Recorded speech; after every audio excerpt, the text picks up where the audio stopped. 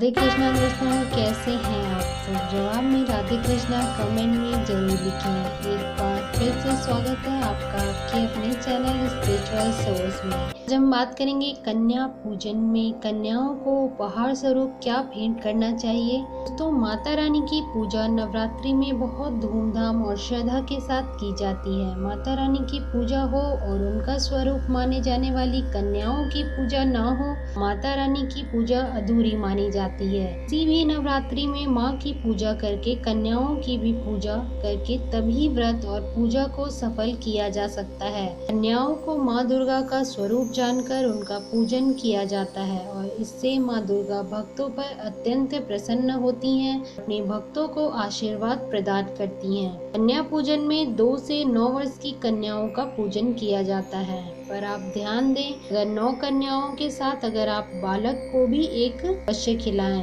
कन्या पूजन का नियम का पालन अवश्य करें। बालक को भैरव का स्वरूप माना जाता है, इससे बगैर कन्या पूजन पूर्ण नहीं माना जाता। कन्याओं के पूजन के पश्चात उन्हें उपहार भेंट की जाती है। उपहार से किसी को भी प्रसन्न किया जा सकता है।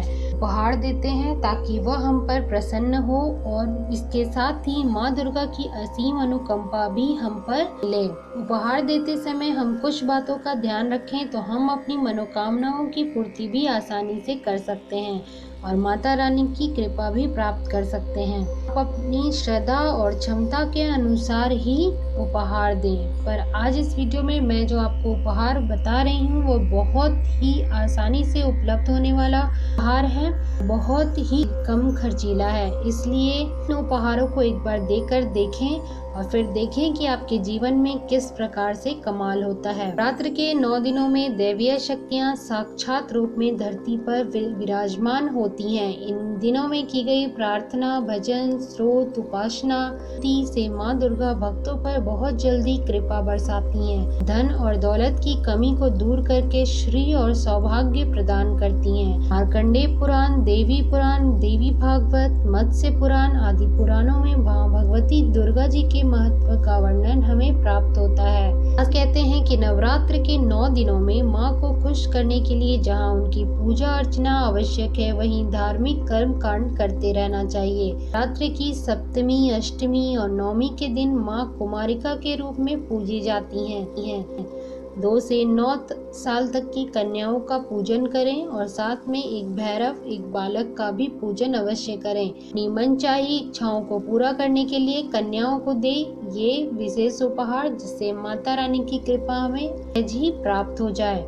आइए शुरू करते हैं। विद्या प्राप्त करने के लिए सफेद फूल कन्याओं को भेंट स्वरूप दान करें। अगर आप मनचाही लड़की से शादी करने चाहते हैं तो लाल पुष्प छोटी कन्याओं को भेंट स्वरूप दें। सभी इच्छाओं को पूर्ण करने के लिए मीठे लाल और पीले रंग के फल कन्याओं को भेंट स्वरूप दें। धन की प्राप्ति करना चाहते हैं तो धन प्राप्ति के लिए केला अथवा नारियल कन्याओं को भेंट स्वरूप दें। दुर्गा को खुश करने के लिए मिठाई, खीर, हलवा अथवा केसरिया चावल कन्याओं को भेंट स्वरूप दें। बिजनेस में अगर आप चाहते हैं कि आपके बिजनेस में, आपके व्यापार में सफलता मिले तो बिजनेस में सफलता के लिए कन्याओं को भेंट स्वरूप रुमाल या रंग बिरंगे रिबन दें। खंड सौभाग्य की चाह रखने वाली महिलाओं और निसंतान दंपत्ति संतान प्राप्ति के लिए छोटी कन्याओं को 5 प्रकार के श्रृंगार सामग्री भेंट करें, जैसे बिंदी, चूड़ी, मेहंदी, बालों को सजाने का सामान, खुशबूदार साबुन, काजल, नेल पॉलिश, टेल्कम पाउडर आदि।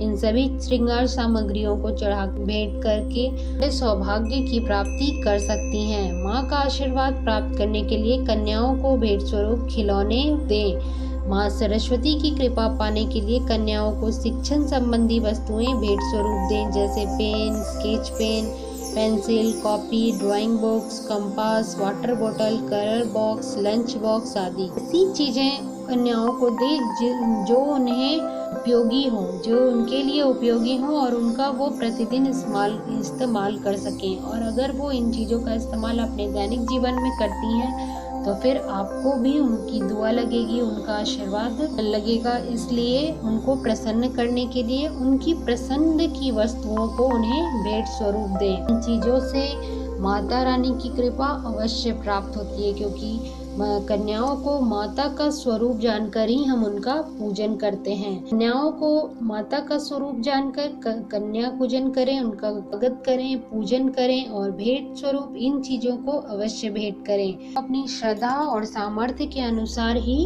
उपहार दें। इससे आपकी पूजा सफल होने के साथ साथ माता रानी का भी आशीर्वाद मिले। इससे माता रानी अपने भक्तों पर बहुत प्रसन्न होती हैं। बहुत ही आसानी से और प्राप्त होने वाली सभी सामग्री है।